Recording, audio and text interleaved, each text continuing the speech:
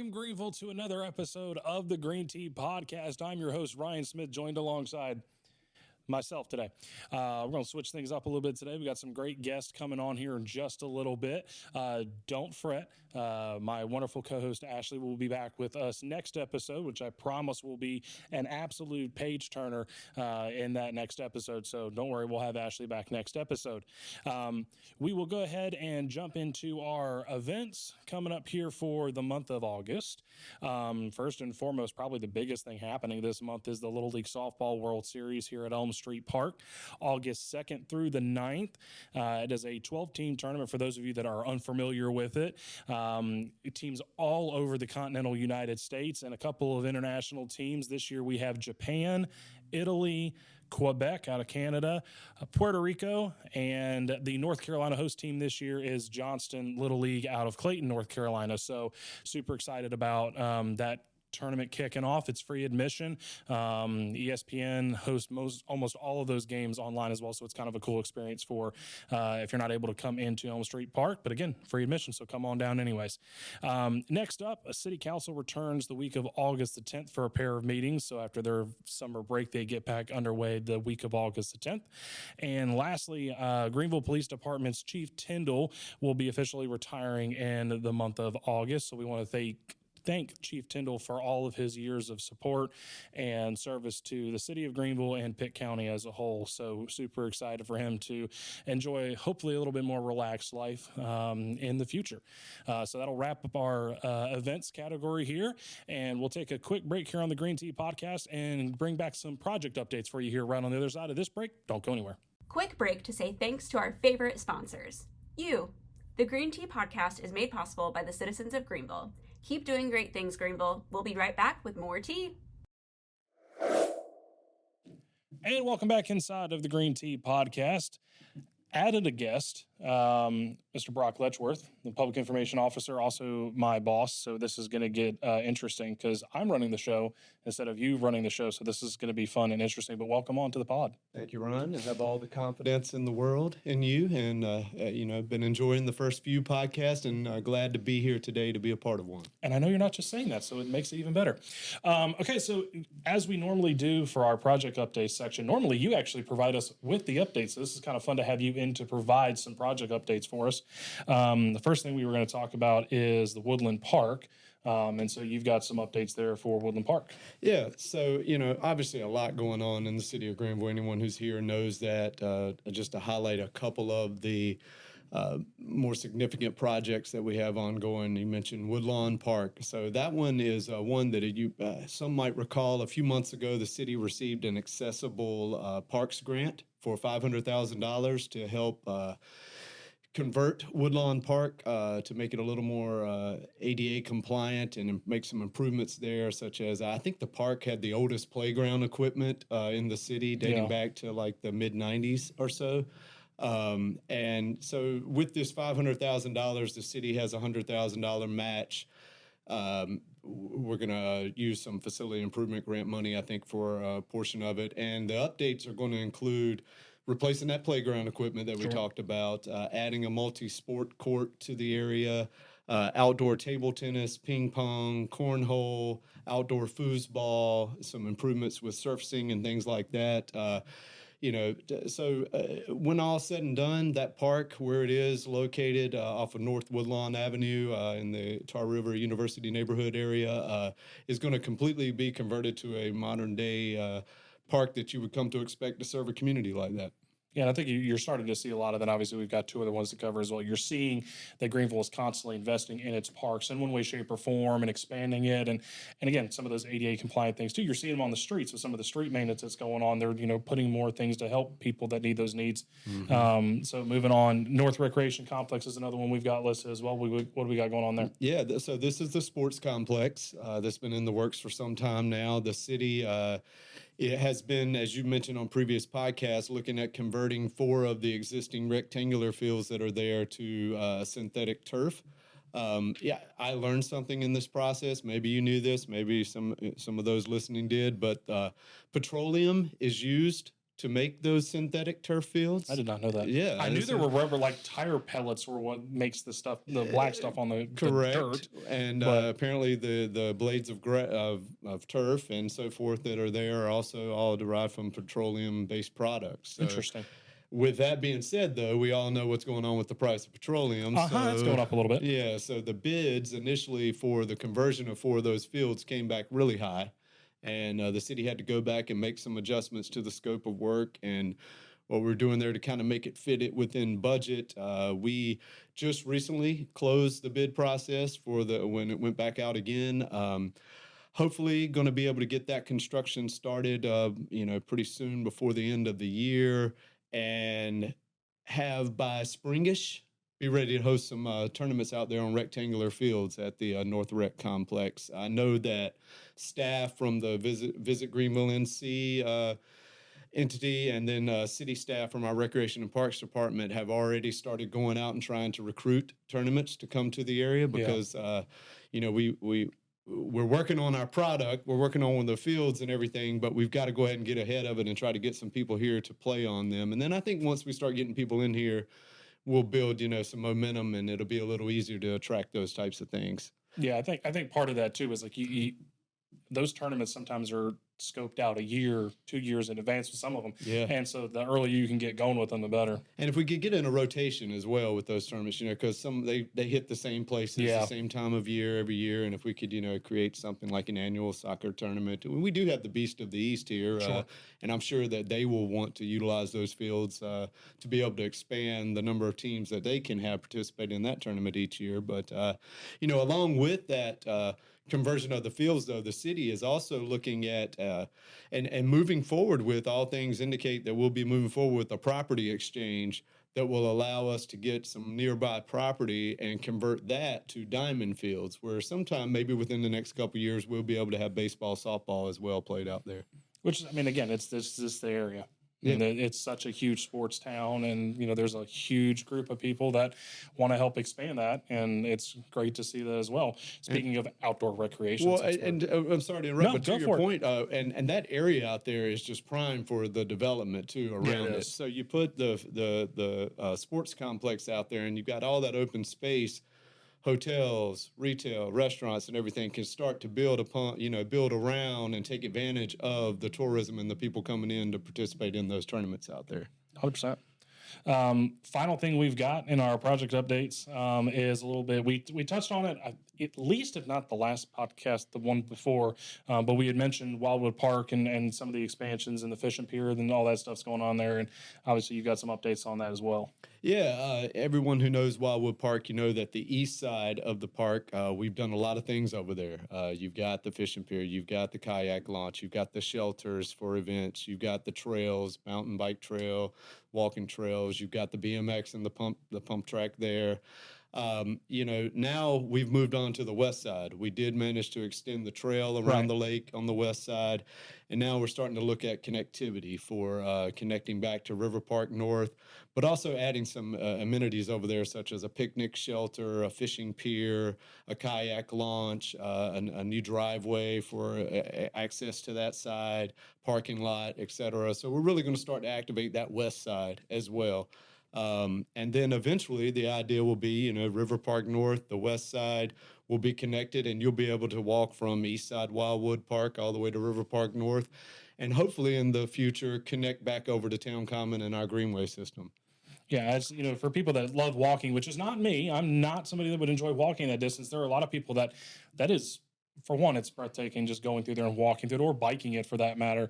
But it allows people to disconnect and just disconnect from their reality, connect with nature, and just be able to kind of reset their lives if it's during their lunch break. And that's something where, if you're going around that whole trail, you get to see a whole lot of different things as you're going out. You find yourself in areas where you don't realize you've got a city of 100,000 right there, beside you. Yeah, and just a timeline as far as that goes, looking like probably a spring completion on all of those.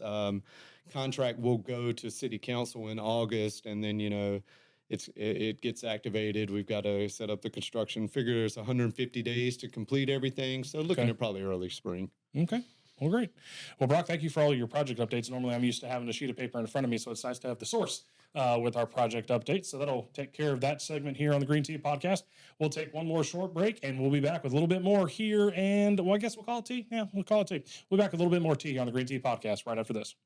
Behind every great story in the Emerald City is a neighbor with a vision. That's why the Green Tea Podcast is proudly sponsored by the citizens of Greenville. Whether you're a pirate, a professional, or a lifelong local, this show is for you, by you. Greenville, we are growing together. And welcome back into the Green Tea Podcast, segment 3. We've kept Brock around for just a hair bit longer because you are a pillar of information. I mean, it literally is in your title, information officer. It is. Public. You tend to have a lot of things that are inside of your brain, and one thing that you are 100% a part of. Can we clip that for me to provide to my wife? 100%. Okay, thank you. 100%. Whenever you need a little bit of backup ammunition, be like, here you go, hon. Yeah. Just remember this. But one of the big things that you have been a part of for as long as I've been here is the Good Neighbor Initiative. And while that is specific to, a certain section of the city, I wanted to expand on kind of some of those principles that are within that Good Neighbor Initiative, and kind of help the public understand a little bit of some of these things that when you come in as a new resident or you're buying property and you're becoming a landlord, there's some of these things that a lot of people just don't understand and just don't know. Sure. It leads to frustration. It leads to confusion. And so what I'm hoping to do here is to kind of give people a little bit of insight as, hey, August is the time where we see a lot of influx of new people coming into the city, new students coming in. You got outside housing that deals with a lot of new residents and tenants and things of that nature. So I kind of wanted to get into a little bit of a conversation on that and kind of give people some information. Yeah. So one thing I wanted to start off with is just housing conditions. I think a lot of people don't understand that, yes, there are city ordinances and yes, there are different things that, encompass, a house, but there are a lot of times that the tenants that, sign these rental agreements don't know, oh, this is actually my responsibility. This is my landlord's responsibility. And if somebody comes to me and says, hey, you've got to do this. Actually, yes, you do, but it's actually your tenant's, your landlord's responsibility. And although you're the point person because you happen to live there, so one of those things I wanted to talk about is some of those common violations that we see and kind of what code enforcement does in this area, because code enforcement covers a lot of some of these issues that we see come up. And so I kind of wanted to kick off the conversation with kind of what does code enforcement do and address within the city when it comes to some of these tenants? Yeah, sure. So first of all, I think you hit the nail on the head. This is a really good time to be talking about this because there is an influx of people that come in. We do have a major university right here in our backyard. And in case you didn't know. Yeah, and with that brings a lot of students into the area. Some of the freshmen live on campus, of course, but then you have a lot of students who reside in off-campus housing. And to your point, I think that one of the things that we all have to be cognizant of is that they just don't know some of this information, some of this stuff that is their responsibility and is not. And then that's where it kind of falls on the city and our police department to code enforcement, police department to, patrol for some of these things that are just intended to keep the city's neighborhoods safe, healthy, well-maintained. We want to make sure that they're all up to a certain standard. You talked about code enforcement. So code enforcement is one piece of that. There's several things that code enforcement will ride around. They're assigned to different division or different sectors of the city. They patrol those sectors and look for some of these things that may be, not in line with what city ordinances require. Things like overgrown lots, weeded lots, trash, junk, debris in yards.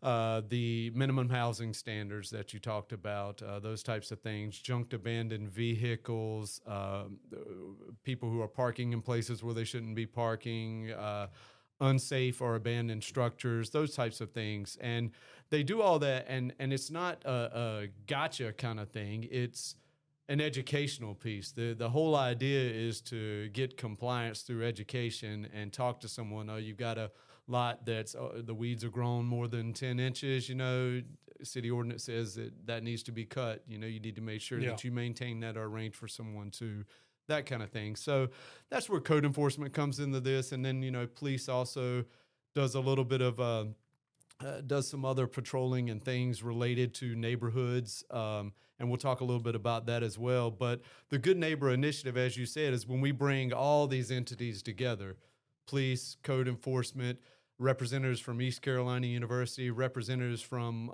local neighborhood associations, and we go out door to door, and we're talking specifically about the off-campus housing for students here. Yep. We do this each August, and we go door to door to kind of educate folks on how to be a good neighbor and how to what some of these requirements are that they may not be aware of. But yes, as you said, code enforcement probably plays the most significant role in making sure that all the property maintenance standards are upheld throughout the city. Yeah, and I've been out with our code enforcement folks, and it's almost like the last thing they want to do is send a violation or write a violation. The first thing they want to do is if they can make contact with the person who they've got a abandoned car somewhere or anything that matter, they want to be.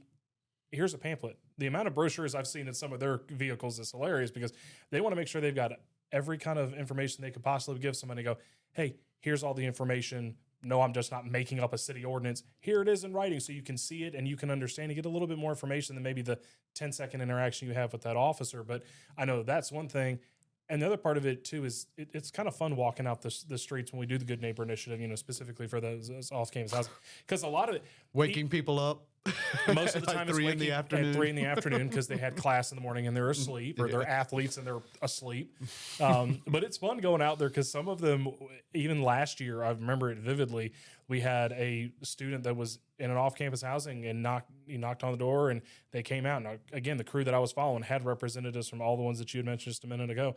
And he was so happy to see us out there. And he had a couple of questions of, I'm the one that around here that tries to keep everybody in code because I don't want to have people coming out here and, harassing us or whatnot because we're doing something we shouldn't be. And it was kind of interesting to see an ECU student that was taking initiative to kind of be, no, we know what we're allowed and not to do, at least at my house and here. I'm trying to educate the new people that come in. Mm-hmm. And so it's the first time I had seen both city staff and people from around those different organizations already have somebody in place that was already doing those things for them. And it was just kind of reinforcement. And the interaction between those two groups was amazing because it's like, yeah, we're trying to do what you guys are asking us to do. And it was a great reaction. That is impressive on the part of the student. I'm going to share a quick story with you. When I was at East Carolina University and living in off-campus housing in the Tar River University neighborhood, I was in a house that had no heat.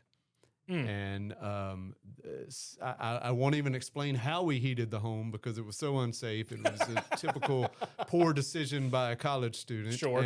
But my point is, we didn't know that that was something that needed to be reported. That is a landlord's responsibility. And we'll talk hopefully a little bit about what tenants are required to do and what landlords are required to do. But that's something that we didn't know. So that just again is evidence of the educational piece and just making sure that particularly the students who move into the area are aware of some of these things. But what we're going to talk about is a citywide thing. Yes. But I think that it's one of those things where, you hit the nail on the head here, and you're leading me into my next point. You have a lot of these tenants that come in, and they're students that they want to live off campus for one reason or another. And with that comes the advantage of, you don't have to have X, Y, and Z with student housing. But now that you've come off, you actually lose some of those support services because you already know where those support services are. Mm-hmm. You move outside of that, it becomes a whole nother ballpark. That's right. And so I feel like that transits also to other people coming in the city that are just renting property and don't know. And guess what? You don't have to be a student for these things to apply. And that's kind of what we're going to talk about. And some of the minimum housing stuff applies to apartments, things like that that we have in the city as well. And let's get into it. Yeah. So one of the things we wanted to talk about is what do the tenants need to maintain in their properties? So tenants are expected to make sure that the property, once they move in, is kept in a safe, sanitary condition. They're responsible for maintaining the lawns. As we mentioned, lawns are not supposed to grow higher than 10 inches. You don't want to store abandoned, inoperable vehicles on your property. You've heard I've heard a commercial on the radio. It talks about the bush car, the car out back that's got the bush growing in it. Yep. You know, we don't want don't want that. that. No. Additionally, you know, there's a code violation for parking on unimproved surfaces. So essentially in your yard. So you're not That parking word in the threw driveway. me off when I started working here because I walked out and I said, agree. what is an unimproved surface? I'm like, that doesn't even sound like that should be a thing. And then you're like, basically the grass. I'm like, so not the driveway. They're like, yeah. I was like, can't we just say not parking in the driveway? But I'm like, I guess unimproved sounds better. Right. So too often, you know, you have 4 vehicles, but only room for 3 in the driveway or something. So somebody ends up parking on the front yard, or that's parking on unimproved surface. Anywhere except for in designated on-street parking or in your driveway, is parking on unimproved surface. Again, something that I bet a lot of people don't even think about and don't think about as being a violation. Yeah, I mean, I do it on my own. Again, I'm not in Pitt County, but I'm outside of the city limits anyways. But that's something that even in my house, technically, I'd be in violation here in Greenville because we have a driveway that is big enough. But when it comes to me and my wife, I don't like to have to constantly move my car. So I was I'll just pull about off to say, to the you side. don't like to have to let her out. No, or, so and again, I just like to pull off to the side, and it is there are ruts from years of that being the case before we even bought the house, and so but that's a situation where a lot of people go, oh well, that's the way that it was before. I'm totally fine, Right. not realizing that somebody's going to come and inform you can't do that. Yeah, the another one that's really big with the students, but then some others as well, is storing indoor furniture outside. Yes, So the couch on the indoor couch on the on the front porch, porch. or even indoor items such as tables, the beer pong tables out front in the yard, those types of things. That's something that also is a code violation. And then another thing that tenants can do and certainly need to maintain is the trash and debris. Don't let it get built up. Yeah. When you take your trash out to the street to be collected by the city, make sure that you pull it back. Those types of things. We've actually started. There's a fee now if you let your cart sit for too long by the road. It's just, and that's just being respectful of your neighbors and being a good neighbor, as we talk about. It's also weirdly a safety thing too, because you think about some of the thunderstorms we have in the southeast that some of them things can blow, and you got an empty trash can. Those things aren't necessarily heavy, and those things get blown and it hits somebody's car. You're going to be in trouble for that more often than not. That's a good point. You know, I just thought about that. I was like, yeah, if you just leave it on, like, wow, I'll leave it here one more day. Storm blows through and it hits somebody else's car. Guess who's reliable for that? You. Yeah. I mean, so, those are some of the things that tenants can do and homeowners can do to try to make sure that they adhere to the city codes. All right, so let's flip the other side of the coin here. And what should landlords be responsible in covering? Well, first of all, sound buildings. Sound buildings and structures. That's one of the most important things for landlords to working plumbing, working electrical, working heating, and air, the HVAC unit. I just told you what Still we a soft went spot through. for you, Yeah, I mean, I wish I'd have known that back then. Life would have been a lot different for those couple of years. I can tell you that. I think that when you just think about minimum housing standards, that's what the landlords are responsible for. If you're a tenant and there's some things that you would want to contact your landlord if your HVAC is not working. Contact them if you have plumbing leaks or issues with your plumbing. Contact them if there are like mold-like conditions within your home, pest infestations, or doors and windows that just don't function properly, that type of thing. Are things in which if you're a tenant, those are the landlord's responsibility, and you need to be reaching out to them. And if some of this stuff being a code violation, it's important to point out that the proper procedure for that is to reach out to the property manager or landlord before contacting code enforcement. I was just getting ready to ask you kind of what that process looks like as far as coding the violation, because I feel like sometimes they just assume that, like you did. Okay, well, our heat doesn't work. Oh, well, that's too bad for us. Too bad for us. I guess we'll just suffer for 4 years without heat. Yeah. I mean, the process, we were talking earlier about how the idea is not gotcha. It's not, we don't want to issue any kind of fine or anything like that. It's education and compliance through education. And that's shown in the process, the whole code enforcement reporting process. When you first identify a problem, it could be something that, like we were just talking about, where you're a tenant and you have an issue with your property manager, or it could be that a neighbor of yours Yeah. is violating some codes, and and that's not respectful to you. So the first thing you do is you report it with property management first, and then if that doesn't work, then you move on and report it for code enforcement. Code enforcement will come out. They may issue a notice of violation, and then there's a compliance period. So that's Sure. where we're not, it's not instant fine or anything. Yeah. There's a period to rectify whatever those conditions are, and then there's a reinspection, and then further enforcement if necessary. So that's kind of how the process plays out. I think it's helpful too, again, knowing that it's for good, bad, or indifferent. It's not an immediate fix, at least with the code enforcement side of it. Is okay, I've got the city support now. My property manager's not doing anything about this issue. I've got support, but knowing that it does take some time, because you almost really need to make sure all your ducks in a row. If we've tried this many times, we've done all these different steps to make sure that by the time we get to the end, you've exhausted every option available, because sometimes those property management companies come back and say, well, you didn't give us notification. Yeah. No, look at all the notification we gave you, and here's photos, evidence of all that stuff. So again, it's nice to have that kind of go through that. One of those procedures we talked about, or you mentioned just a little bit ago, was trash. So I want to talk a little bit on what kind of procedures there are for trash within the city. In what way? What do you mean? Well, specifically, you talked about, if the trash is picked up, pulling it back, but also the ways that we have for different kinds of trash to be picked up. Sure, Sometimes yeah. that comes into play with, again, this is not a student-wide, it's a city-wide thing where if you have something you need to throw away that is a bulky item, how does that process work? Because it affects everybody, not just the students. Sure. Anyone moving or anyone replacing something, they may have a bulky item. What you would need to do with that is you place it out curbside, and then you call our Fleet Services Sanitation Division, which would be 329-4522. And they will arrange to come out and pick that up for you if someone else doesn't pick it up before they get to it. Correct. Sometimes it works like that. You're like, here's a perfectly good futon that I'm not wanting anymore. And all of a sudden the next morning, it's gone. Like, Yeah, all right, well, right. Yeah. So I'd rather be picked up in one way, shape, or form. But yeah, that you can't just place it curbside. You do need to call to make arrangements. And then also back to what we were saying when it comes to trash procedures, just making sure you pull your can out. Have it out by daylight, by first daylight on the day of pickup, and pull it back by, sunset on that same day.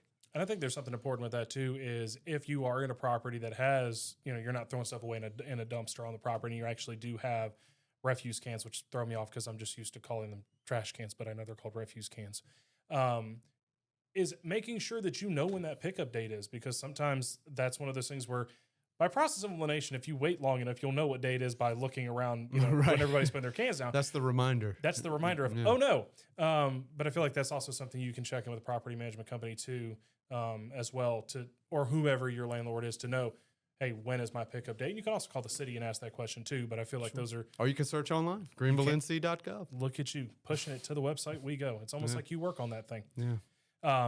So we'll go into another section here. Let me just get real quick, Ryan, give the number for code enforcement. If anyone feels like Please that they do. have some kind Hit of us with issue the that may number. need reporting, it's 329-4110 for our code enforcement division. Or if you want to email, you can email codeenforcement@greenvillenc.gov. See, again, the man with the plethora of information in the head up there.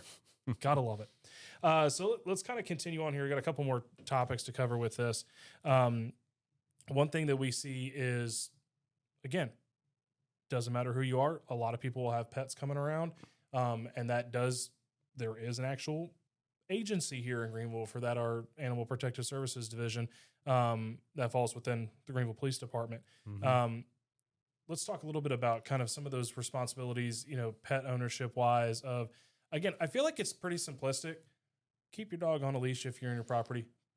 Pick up its waste. It's not that difficult. That's it, man. There's But not much to talk about. I wanted to That's make it. sure I wasn't missing anything, because it's just one of those common sense things. But again, it's making sure people know that there is somebody available within the city that you can call and you can report if you see a animal running around that doesn't Sure. appear to have that. You know what I mean? Yeah, I mean, I think from the good neighbor standpoint, the things you just mentioned, leashing your dog, cleaning up after your pet, that's pretty important as far as the good neighbor side of things. But then, I mean, I guess it's a good neighbor as well. But one other thing is that Animal Protective Services would help with is if you see any kind of animal being mistreated too, Yeah, that's you can true. report it through Animal Kinda forget Protective about that, too. Services. And did you give the number for them? I did not. Okay, it's 329-4387 for our Police Animal Protective Services Division.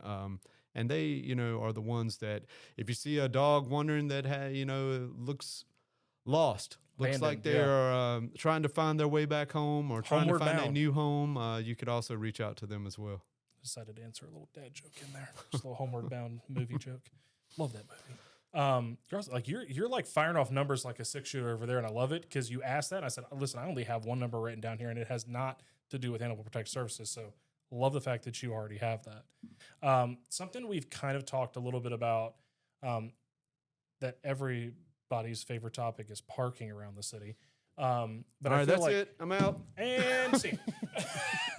But I feel like something that it's at least within the scope of like just being a good neighbor. It's nothing about, city lots and street parking and things like that. I feel like within just being a good neighbor within Greenville, it's understanding that don't park on unimproved surfaces. That was a big one we talked about earlier. But you have those on-street parking spaces, and I just kind of wanted to get your feedback on, okay, you have somebody that obviously is having a couple of people over at the house, and they're parking on the street, and there's not on-street parking. And I just kind of wanted to get your input on like how frustrating that can be from multiple people's perspectives of if you're leaving your car there, it's an issue. Staying there for a night is not an issue, but it's when it becomes repetitive, kind of that frustration that can build also to the city side of it, because then the city has to get involved. Yeah, I mean, I think that when it comes to parking, first of all, you need to know if you're in a permitted parking area. That's one thing that's very important when we talk about residential neighborhoods, is if you're in a permitted area, you need to make sure that whomever's parking there has a permit if they're parking during the designated times. That's a big one, particularly when it comes to our students and the neighborhoods in which some of them reside. There is permitted parking. So, but yeah, it's a matter of being a good neighbor again, being respectful of other people's space as well. Any parking related issues, we have parking enforcement for the city, but we prefer that folks can handle those on their own. You would hope so. Yes. Mm. All right. So our final topic here is one that I've been waiting on here a little bit, just because, we made a little bit of a PSA video for this a couple months ago. I feel like it might have been last year. It's escaping me. And we used a very retroactive way of informing the public on having social events outside and within their own neighborhoods. And as someone who has much better hair than I do, just within looks, and you just have more in general. We did a mullet video that was one of the favorite things I've done in quite a while. Also, your enthusiasm in driving home the ability of we've got to do this is just even more hilarious, because when you walked in the office and you had, look, I bought the wig, and I thought you were kidding, and then you pulled it out. I was like, you're not joking. We actually have a mullet wig to shoot this video, kind of explaining to people that if you're going to have some social gatherings, we don't need to have them in the front yard. Keep them in the back. And I love that kind of parody that we made with, business in the front, party in the back. That's with the whole mullet. And for one, I think the video, besides the fact that I created it, is amazing. I think it's a messaging that works really well too. And it's something that falls within, the scope of the police department with noise complaints and those different things. But it falls into the furniture stuff we talked about in the front yard. And so I just kind of wanted to get your opinion on these social events and how we do things within the city to kind of encourage people. Hey, we're not saying don't do it. We're just, don't do it in the front yard. Do it in the backyard where you're kind of confined and it's not a public nuisance kind of in its own way. Yeah, there's a couple things when it comes to the social events. One, very important, I think, as you just said, and it kind of ties in with the indoor items and furniture outside. Two, try to keep that stuff in the back. The keg stands in the front, the beer pong tables and so forth. I mean, all that could hopefully be done in the backyard and have just as much fun with it. When it comes to things like noise complaints, Lord knows our police department, they've got enough to worry about than responding to noise complaints. So it's really a good idea just to take it upon yourself to be respectful of your neighbors. One thing that is always recommended is if you're having some kind of social gathering, a party like that, reach out to your neighbors, go talk to them, say, hey, we're planning to do this. I just want to let you know, this is what the plan is, and just make them aware so it's not a surprise to them. They may voice some concerns at the time, and that gives you a chance to be proactive in, how you approach those. Yeah. But yeah, again, these are complaints, like the noise complaint would be for police, but again, they've got a lot more to worry about. We really want to try to avoid that if possible. But if you must make a complaint to police for something like a noise violation, then the non-emergency number is the way to go. I've got this. Good. This is the one that I wrote down. Spit it out. 329-4315. Nice. Is the police non-emergency That's what I had number. too. So we're on the same. Well, thank God, because if we didn't, we were going to have an information disconnect, which is not what we want in our office. But yeah, so I think that's something to kind of keep in mind too, that again, that non-emergency number kind of covers a bunch of different things within it, but specifically when we were just talking about noise complaints. But I feel like that is a way that you can, if you feel like you've gotten to that extent, at least you do have an outlet, you do have an avenue, just don't use 911 for that. It's not needed. I think going back to what I just said, to the social events and all of this stuff we've talked about, really reach out to your neighbors. Yeah, a lot of it can get to know them a little bit, and hopefully you'll get along and you can resolve all this stuff within yourselves. 100%. Yeah. Well, Brock, I feel like we have covered so much in this, and I hope, to anybody listening and to the viewers of this, that it helps. If it doesn't help you directly, it helps a neighbor, a friend, a colleague that maybe have some of these issues, and you at least kind of have a little bit more information with this. Because I feel, again, it's a lot of information, but it's really helpful too. Yeah, it was good to be in here. Good to be a part of the Green Tea podcast. I know. It's, when you see everything, and this will not be the only time we bring you in here, but we got to let your brain heal. There's a lot of information we pulled out of there, so we'll give you the rest of the day off and bring you in. Sounds real good, actually. Well, Brock, thank you so much for coming in. We appreciate it. Thanks, everybody, for tuning into another episode of the Green Tea Podcast. I want to thank everybody involved with this, and we will be back with our next episode. Like I said and mentioned before, it's going to be a real page turner, so you don't want to miss it. Got a lot of great stuff coming in. That's all you need to know. He already knows what's coming. You don't know what's coming, but you will soon. So thanks again for everyone for tuning in to the Green Tea Podcast. We'll see you next episode.